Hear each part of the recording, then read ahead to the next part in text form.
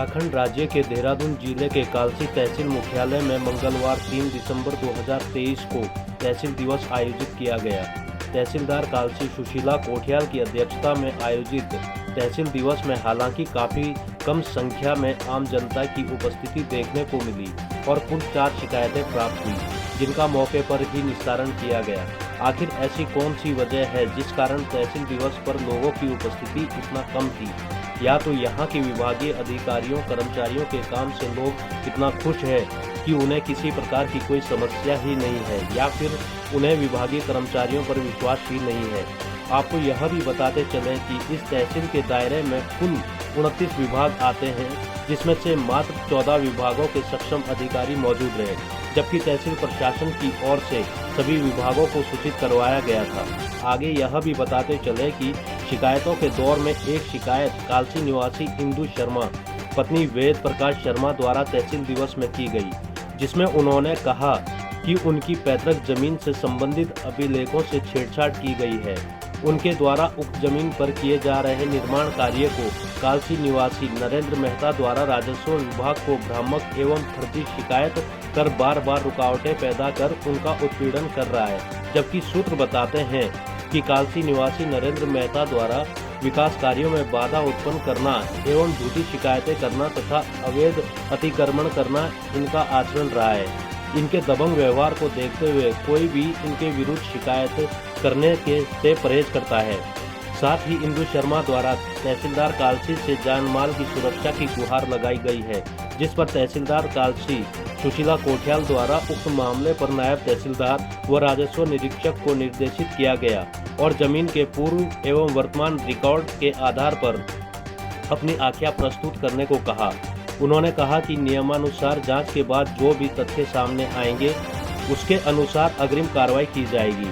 साथ ही उनके द्वारा अवैध अतिक्रमण को लेकर भी जांच की जाएगी। यदि जांच में अतिक्रमण या अवैध रूप से कब्जा पाया जाता है तो उस पर कार्रवाई कर कब्जा मुक्त कराई जाएगी। आइए देखिए पुलिस ऑनलाइन न्यूज के लिए विजयपाल सिंह भंडारी की इस बड़ी खबर को। आज हम वो मकान बना रहे थे सर, वो 25 या 26 या 27 तारीख को उसमें पटवारी द्वारा हमारा काम रुकवाया गया। इसमें हम तहसीलदार से वो करेंगे कि हमारी वो मांग पूरी करे और हमारे मकान का निर्माण। 3 साल पहले भी ये काम रुकवाया गया था?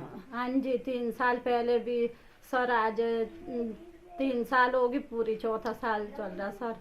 कोई लिखित दिया है इन्होंने तहसील वालों ने आपको? कोई लिखित नहीं दिया सर, ऐसे ही काम रुकवाया पटवारी द्वारा। ये जमीन आपकी अपनी पुश्तैनी है? हाँ जी सर, हमारी जमीन और हमारे जमीन पे ये वो करे पटवारी, और फिर तुम्हारी जमीन नहीं है की। तो रिकॉर्ड में ये किसने चढ़ा दिया, ये प्रबंधक नाम या ऐसा? सर वो तो इन्होंने पटवारी और नहीं करा, गड़बड़ कुछ हमको बता दिया नहीं, तब छोटे छोटे थे जब पापा जी की डेथ हो गई। ये कौन व्यक्ति है जो ये बार बार आपके साथ इस तरह की हरकत करता है, आपकी शिकायत करता है? मैं था नरेंद्र। इसने पहले भी यहाँ जो ठाकुर द्वारा का नीचे मंदिर है इस पे कब्जा किया था? हाँ जी, इसमें भी पहले उसने वो लगाया ताला, फिर वो हमारे मंदिर को आपने वो बता रहा कि मेरा ये मंदिर ठाकुर द्वारा। क्या चाहते हैं आप, इसमें क्या होना चाहिए? इसमें वो होना चाहिए कि हमारा पूरा अधिकार मिले और इसको जो भी इसमें गलती वो सही करा दी जाए। ठीक। आज तहसील दिवस है, मुझे ये मालूम तो यहाँ पर हुआ है, मुझे ये मालूम भी नहीं था कि आज तहसील दिवस है।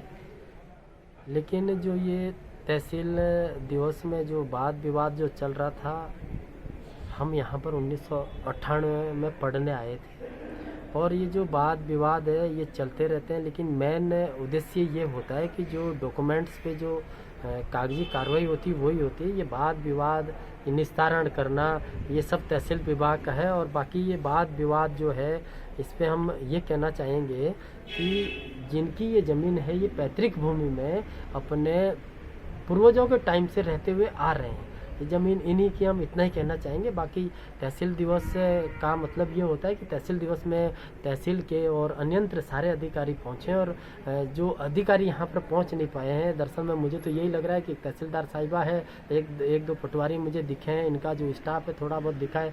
बाकी तहसील दिवस में तो एसडीएम को अपने आप रहना चाहिए और सुचारू रूप से एसडीएम को एक तहसील दिवस को पूरे तहसील के अंदर सुचारू रूप से मतलब कि एक अनुमोदन के साथ मतलब कि पत्र के माध्यम से सबको बुलाया जाना चाहिए और सबका निस्तारण कर देना चाहिए। ऐसी हम मतलब कि आगे के लिए भविष्यवाणी करते हैं कि आगे से जब भी तहसील दिवस हो तो सबके लिए यही मतलब कि एक पत्र के माध्यम से सबको बुलाया जाए।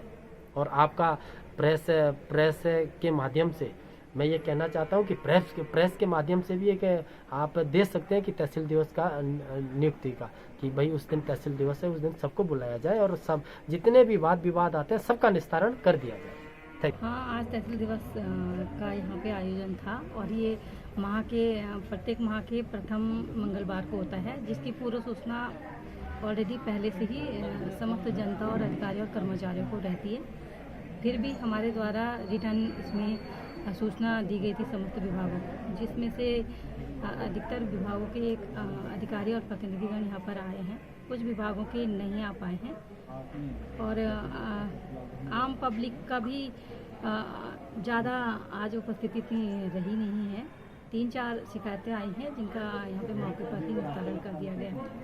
मैम, एक कालसी की शिकायत आई है जिसमें कि राजस्व अभिलेखों में छेड़छाड़ कर प्रबंधक ठाकुर द्वारा समिति लिखी गई है और वो लोग अपना निजी मकान, ये सामने आपके तहसील के भूमि है, बना रहे हैं और इसको 3 साल पूर्व भी तत्कालीन पटवारी के द्वारा मौखिक आदेशों पे क्रम में रोका गया था और वर्तमान में भी रोका गया है। इसमें मैम